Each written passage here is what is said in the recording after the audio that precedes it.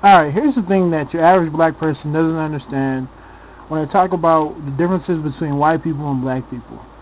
Alright, and the reason why I'm doing this video is just because, after I did that video on the whole interracial dating thing and why white men were dating black women, people shared their thoughts and feelings, and I was appreciative of that.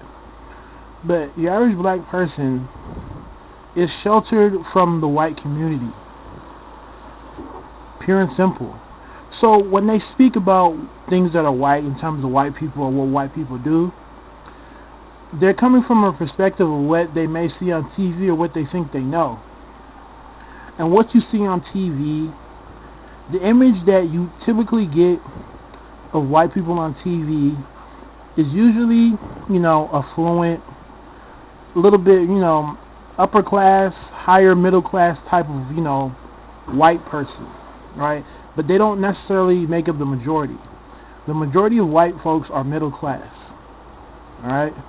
Some a little bit closer to the poverty line, but your average white person is going to be middle class. But everybody has a stereotype that, coming from the black point of view, that you're that overly privileged BMW for my 16th birthday party white folks, right? And when I speak about issues in terms of white people, I'm not coming from that perspective. Because like I said before, I grew up in a middle class environment. So a lot of the stuff that I say comes from that perspective. So I'm not trying to act like I'm an expert on white people by no means, because I know, people are going to say, oh, well, not all white folks are like that, and this, and that. I'm not trying to say that. But when I speak in terms of what I know as far as white people go, it comes from personal experience. It comes from elementary school. This comes from doing projects. This comes from spending the night. This comes from going to fucking Chuck E. Cheese and Disneyland. This comes from spending the night at each other's houses, riding bikes, playing football when we get to high school, and even having deep conversations.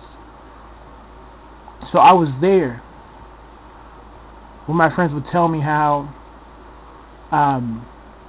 their parents were going to cut them off from allowance because they were dating Maria, who was Hispanic, or how they couldn't go out with Lakeisha to homecoming and they wouldn't pay for his suit because she was black.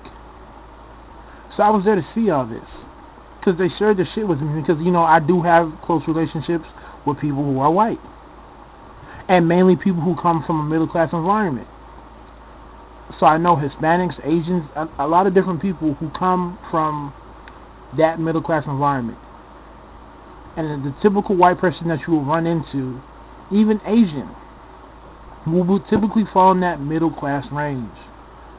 So when it comes to the whole female thing, this doesn't come from shit that I think I may know or shit I would have met in a magazine. This is the shit that you have that guys talk. And fellas, you know what I'm talking about. That, football training camp over the summer, the shit that you guys talk about, all that, the dirty talk, the boy talk. This is where all this shit comes from. So I don't have a phantom relationship. Like, we have close relationships. Like, and I'm not embarrassed to say that. I have close relationships with people who are white, and they're eerily as close to, my brothers, as far as, my really close friends who are African American or even African. And that's just how it is. I don't hide the fact. I'm not embarrassed about it. I don't think I'm better than anybody else, but that's just the name of the game. So a lot of my personal thoughts and feelings stem from the information that I took from those experiences growing up. So I stand by my statement when I say your average white dude doesn't find black women attractive. Not to say that black women aren't attractive, but they don't. Pure and simple.